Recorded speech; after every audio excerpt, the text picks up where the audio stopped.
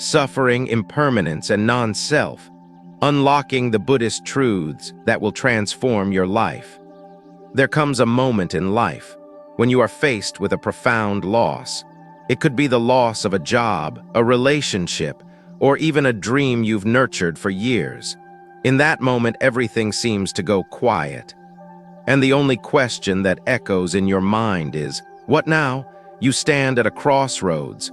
One path is to keep running away from the pain, filling the void with temporary distractions.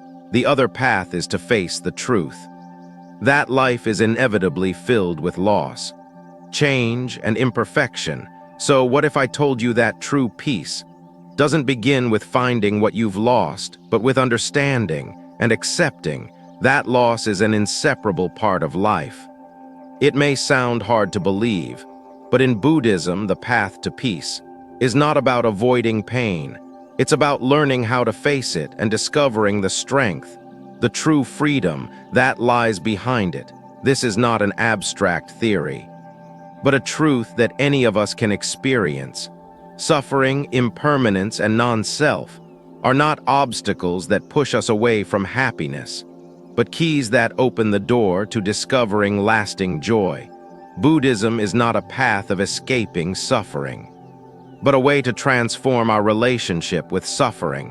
When we accept and embrace these challenges, we open the door to deep wisdom and inner peace. At the core of Buddhist philosophy is the concept of suffering, but to truly understand the Buddha's view of suffering, we must look deeper. It's more than just physical pain or emotional distress. Suffering, as the Buddha describes it, is a much broader concept.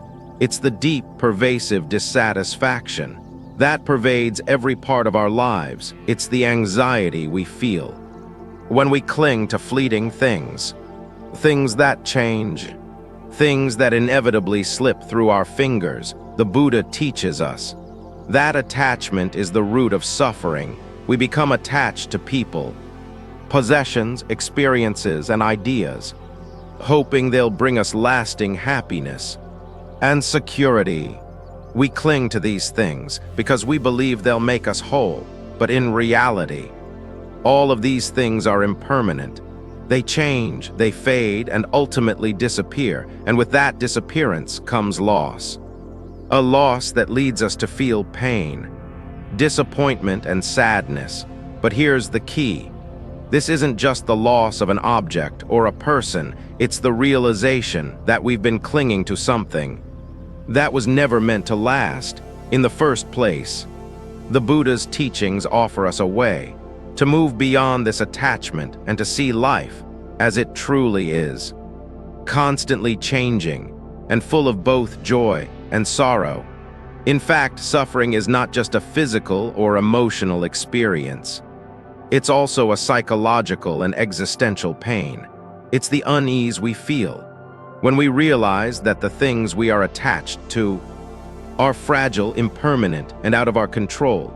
This is the heart of suffering, the anxiety that arises when we perceive ourselves as being separate from the world around us.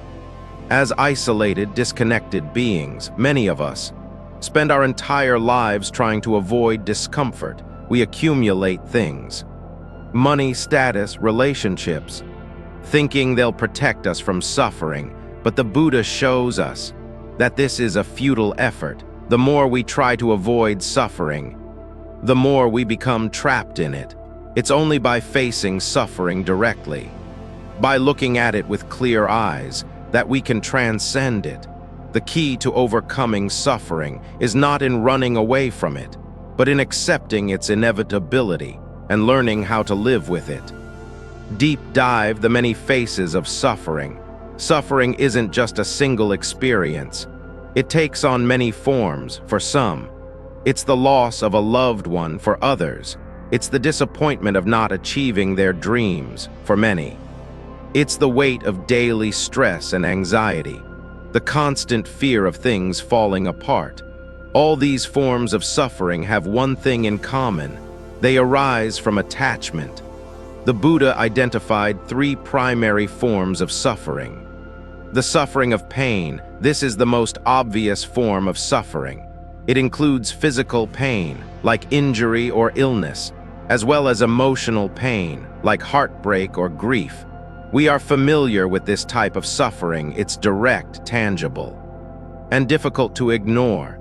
The suffering of change. This suffering arises when something we cherish or enjoy fades away or is taken from us. It's the pain of losing something we thought we could keep forever. This suffering can be subtle, often masked by feelings of nostalgia or regret, but it's just as real as the first form, the suffering of existence. This is the most profound form of suffering. It's the underlying dissatisfaction we feel even when everything seems fine. This type of suffering is more insidious because it's often difficult to recognize. It arises from our constant striving and searching for happiness, which is often unattainable because it is based on temporary, impermanent things. Each of these forms of suffering stems from our attachment to things, people, possessions, or even the idea of a perfect life. In the Buddhist view, suffering is not something that can be avoided or eradicated. It is an inherent part of life, woven into the fabric of our existence. The key, therefore, is not to escape suffering, but to understand it, to embrace it, and to learn from it. The Buddha's second fundamental teaching is impermanence. Impermanence means that everything, our bodies, our relationships, our experiences, is constantly changing. Nothing stays the same. We might cling to moments of happiness, hoping they will last forever, but they too will change. We might hold on to people or possessions, thinking they will provide us with lasting comfort, but they too are subject to change. The truth of impermanence can be both terrifying and liberating. It is terrifying because it reminds us that everything we hold dear will eventually fade, but it is liberating because when we accept this truth, we can stop clinging to things and begin to live in the present moment. When we let go of our attachment to things that are impermanent, we open ourselves to the possibility of greater peace and happiness. Embracing impermanence doesn't mean resigning ourselves to a life of fleeting moments and inevitable loss. It means learning to appreciate each moment for what it is, knowing that it is precious because it is temporary. This understanding allows us to stop chasing after things and start living fully in the here and now. The paradox of impermanence. While impermanence can lead to suffering, when we resist it, it can also open the door to new possibilities. Every ending is also a new beginning.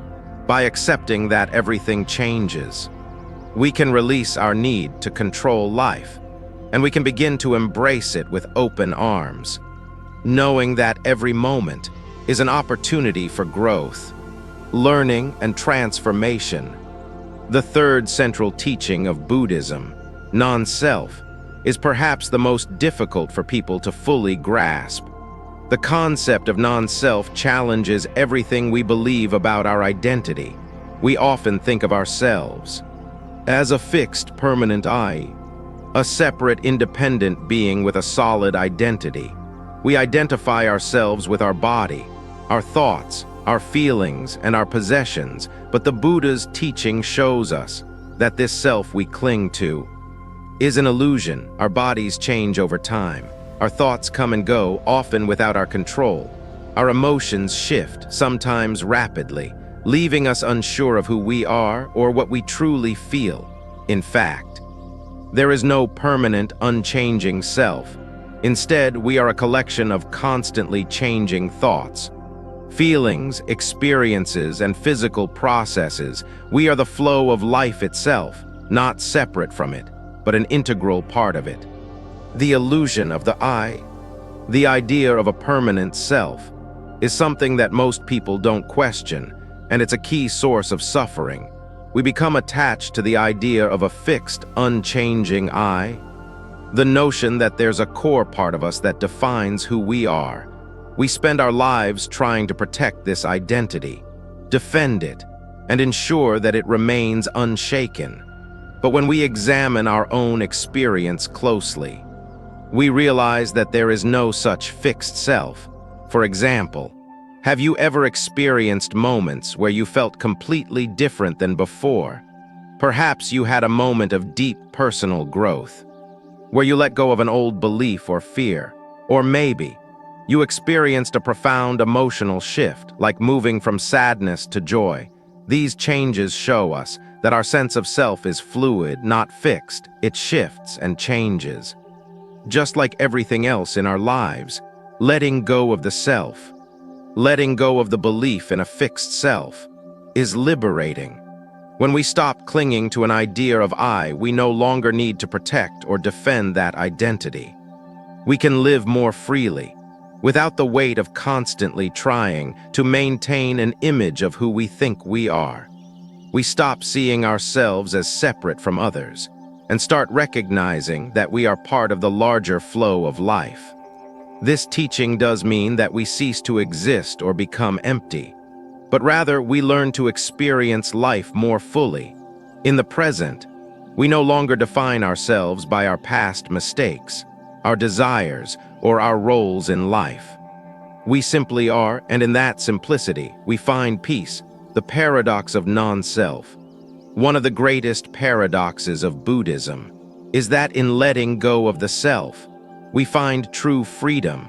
When we stop trying to control everything around us, we stop resisting life's flow. We become like a river, flowing with the current instead of fighting against it. In this flow, we discover peace. This is what the Buddha meant when he said that enlightenment is a state of mind free from attachment, free from the ego's constant desire to assert itself. But embracing non-self isn't always easy. It requires a willingness to let go of old identities and attachments, which can be deeply uncomfortable. However, as you start to practice letting go, you'll notice a deep sense of liberation. You stop being caught up in the endless cycle of self-judgment and comparison. You no longer have to prove your worth or live up to an image of perfection. You simply exist, and in that existence, you find peace. The journey of realization, confronting the truth. Buddhism is not a path for those seeking comfort or easy answers. It is a path of self-realization, where we must confront uncomfortable truths about life and existence. The Buddha does not promise that life will be free of pain or suffering, nor does he ask us to deny these aspects of existence. Rather, his teachings offer us a way to understand suffering, impermanence, and non-self, so that we can live in harmony with the world around us. The story of Kisagatami, one of the most powerful stories in Buddhist teachings, is that of Kisagatami, a mother who lost her child. Overcome with grief, she sought the Buddha's help, hoping that he could bring her son back to life. The Buddha, in his wisdom, gave her a seemingly impossible task. She was to find a mustard seed from a household where no one had ever experienced death.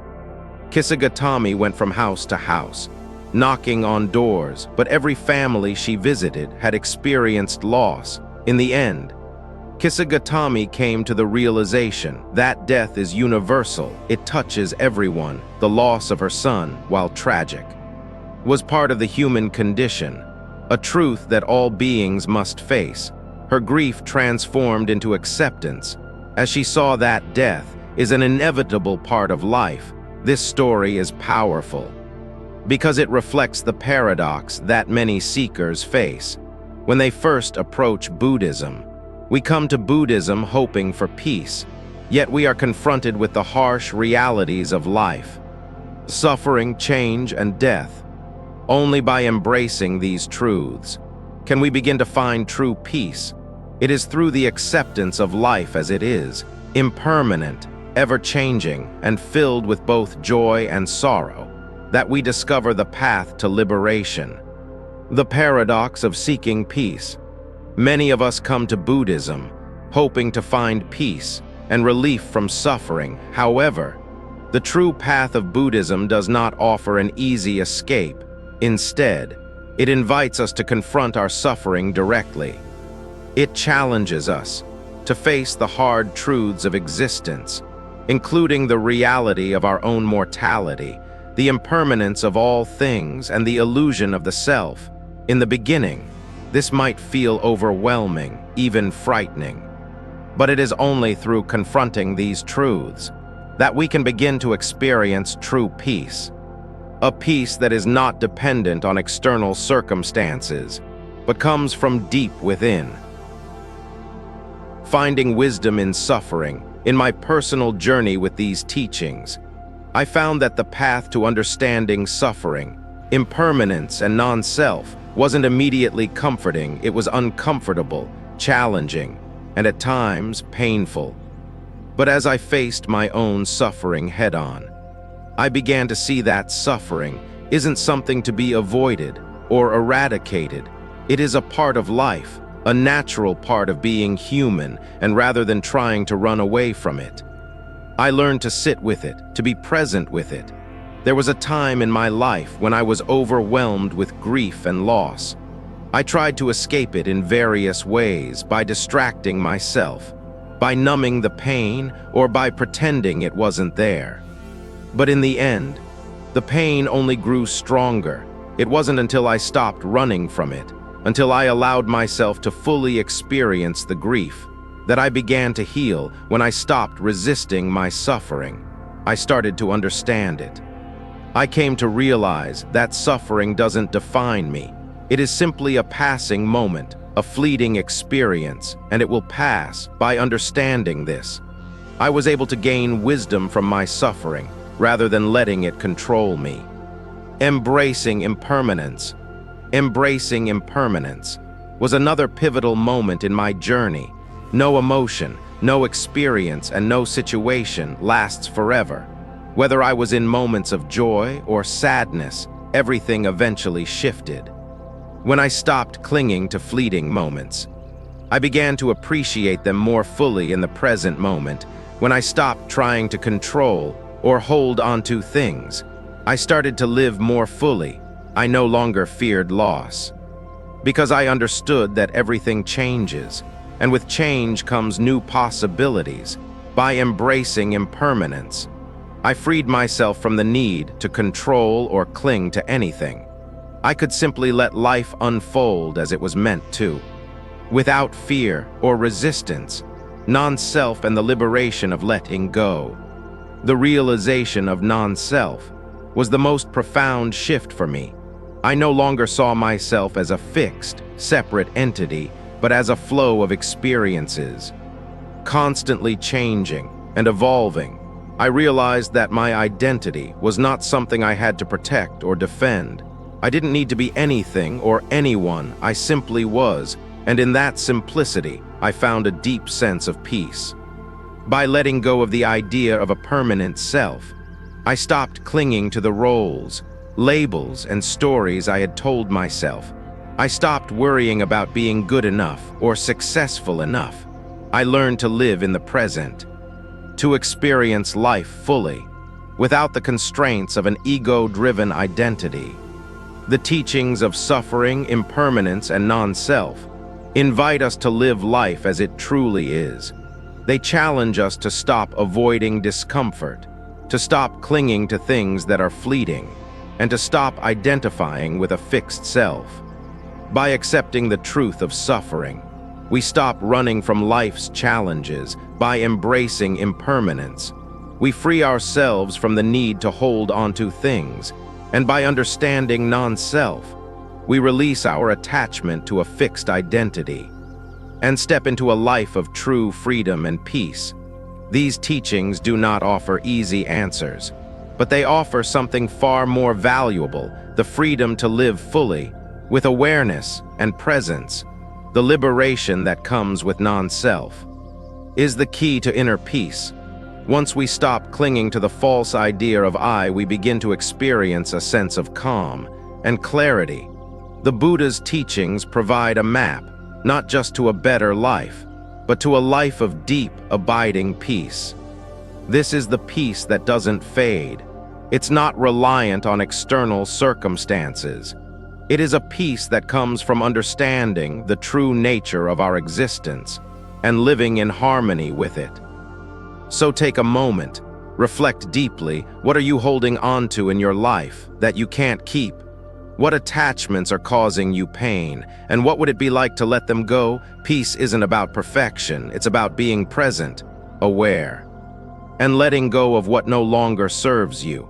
If these teachings have resonated with you, I encourage you to like, share, and subscribe to Destiny Lies in Your Hands. Let's walk this path of self-discovery together, awakening to the truth, and finding peace along the way.